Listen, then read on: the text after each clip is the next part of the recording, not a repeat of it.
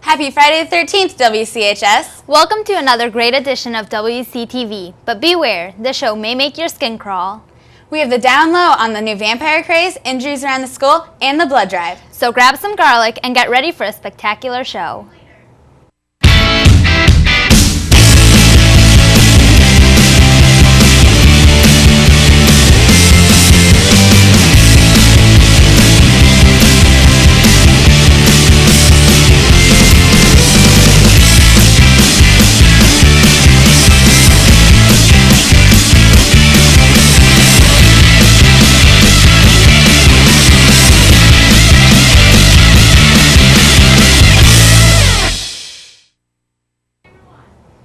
So Rachel, do you read the Twilight books? I sure do.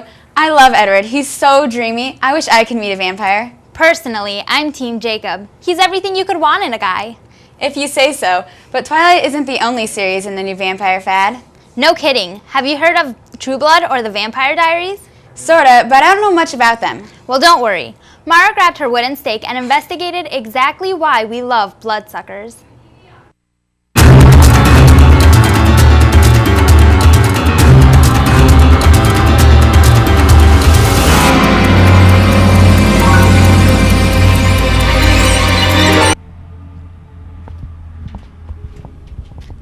What are you doing? Nothing. Okay, you're seriously obsessed. I'm not the only one who's been getting into the vampire scene. Lately, they've become more and more popular, especially with the Twilight books. How popular are the vampire books here at WCHS?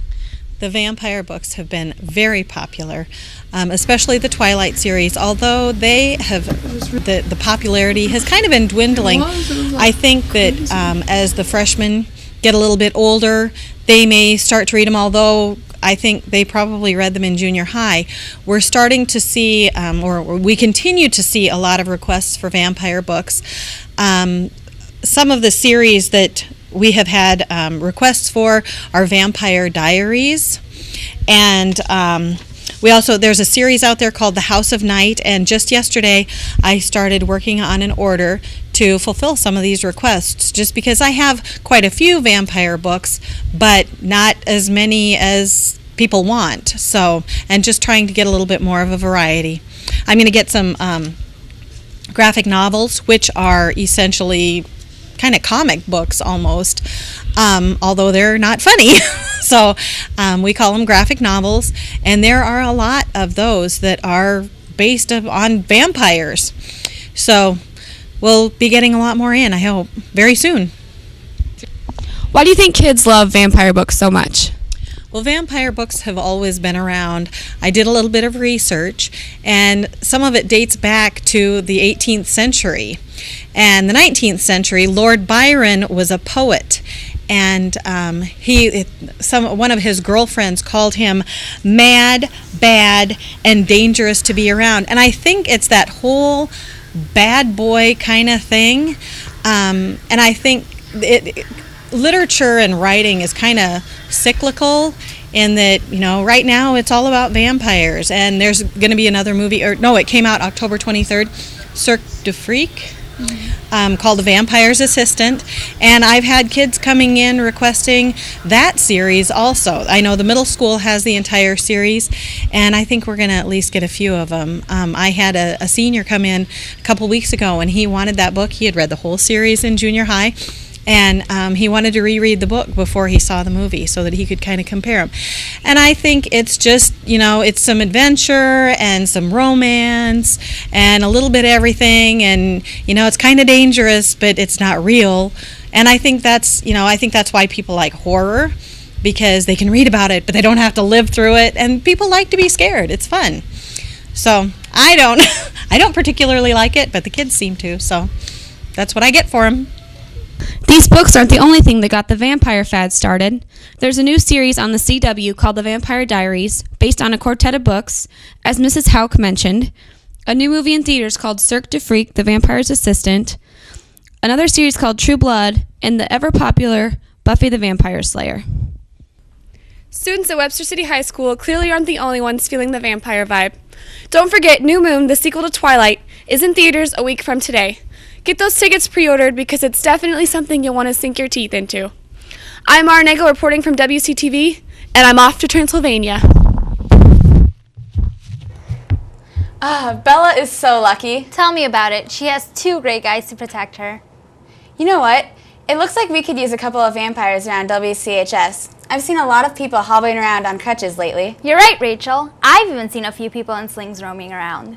I'm kind of nervous I'm going to end up like them. I have the worst luck, plus it's Friday the 13th. I've been on the lookout for ladders and black cats all day. Oh, don't worry, Rachel. They're just superstitions. Eric Toll got to the bottom of these real injuries.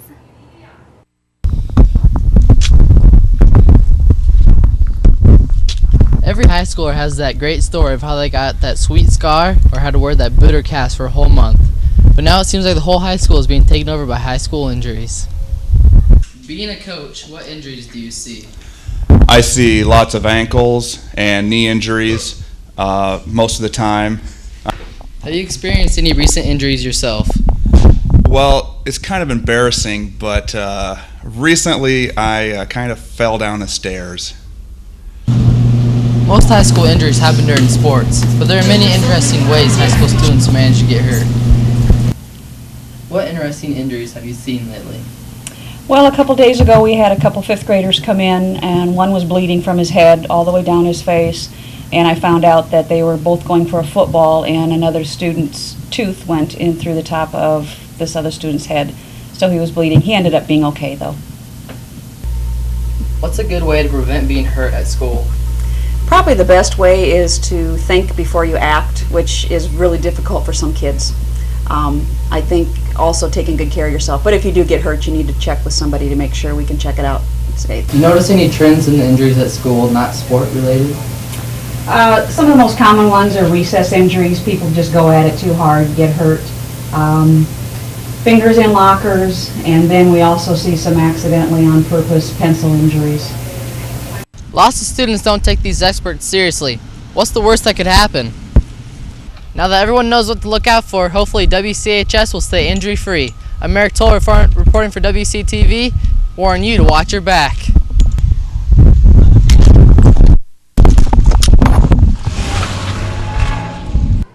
Ouch! Those look pretty painful. It makes me cringe just thinking about those. I get really squeamish around blood. It's a good thing you weren't in the gym on Monday. What do you mean? The blood drive was held this past Monday in the high school gym. A ton of WCHS students and people from the community, 79 in all, gave blood to help those in need. Miranda has the story.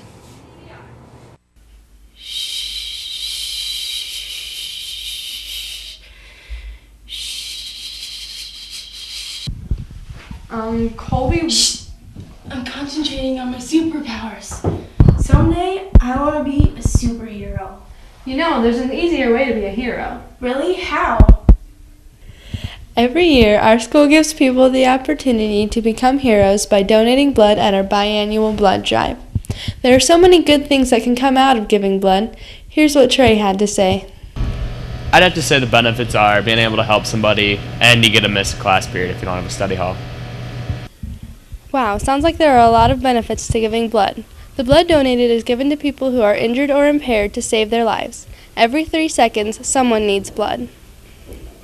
Just 1 pint can save several lives. Approximately 32,000 pints are used each day in the United States. Blood drives occur across the nation every day, but there's a lot of hard work that goes into putting these together. Mrs. Ryan had this to say. How much hard work goes into preparing the blood drive? The students at Webster City are really good at stepping up to the plate and signing up, but it's like a lot of things. It's communication. It's letting them know what's going on, getting them to tell us when they can donate, and making sure they know the requirements and have the permission slips. Are students the only ones who can donate? No, members of the community are invited also. We get a call list from the blood center of community members that we asked if they want to donate. We don't get very many appointments that way because there's a community donation done every month, but we also advertise in the newspaper and on the radio and invite anybody who wants to either contact me for an appointment or to walk in, and we'll accept them as the schedule permits, but people who are scheduled get priority. The blood drive has proven to be a successful one this year. Thanks to everyone who donated this Monday, and if you didn't get the chance, you'll have the opportunity later on. Giving blood is truly a good cause, and everyone who did should feel like heroes. I'm Miranda Wood reporting for WCTV, and ever since I gave blood, my spidey senses have been tingling. Thanks to everyone who donated. It really makes a difference. It looks like this show is coming to a close. Good luck to all those winter sports teams starting practice this week. And seniors, don't forget to attend the financial aid meeting in the cafe on Monday at 7 o'clock. See you next week. Who's your favorite vampire? My favorite is Count Dracula. My favorite vampire? I don't have a favorite vampire. I can tell you right now that it's not those Twilight vampires. Because vampires, they just don't fall in love. They're not supposed to. They just bite each other and make other vampires, and that's it. Edward Cullen, because he's good looking. If you were a vampire, what would your name be? Shaniqua. My name would be Vamp Nasty. My name would be Delilah. J'aime vous sucer le sang avec mes dents bien pointues. If I was a vampire, my name would be Rhaegon. Rhaegon. Zing a zing a zing.